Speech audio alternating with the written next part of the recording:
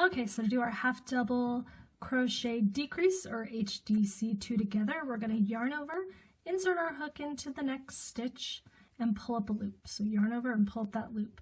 Then we're going to stop there, and we're going to yarn over, and we're going to go into our next stitch and insert our hook, yarn over, and pull up a loop. So we've got 5 loops on our hook. We need to get them all off at the same time. So yarn over, point your hook down, you'll slide through all of them nice and easy, and you've just done your HDC2 together. So turn 2 half double crochets into 1.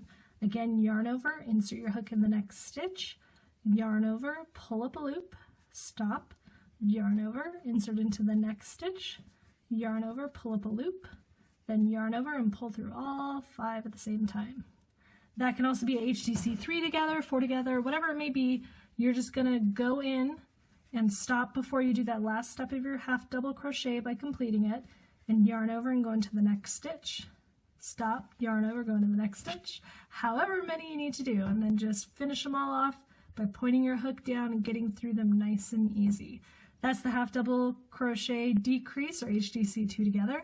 If you need a slower, more in-depth video, check out my half double crochet decrease videos, and thank you for watching.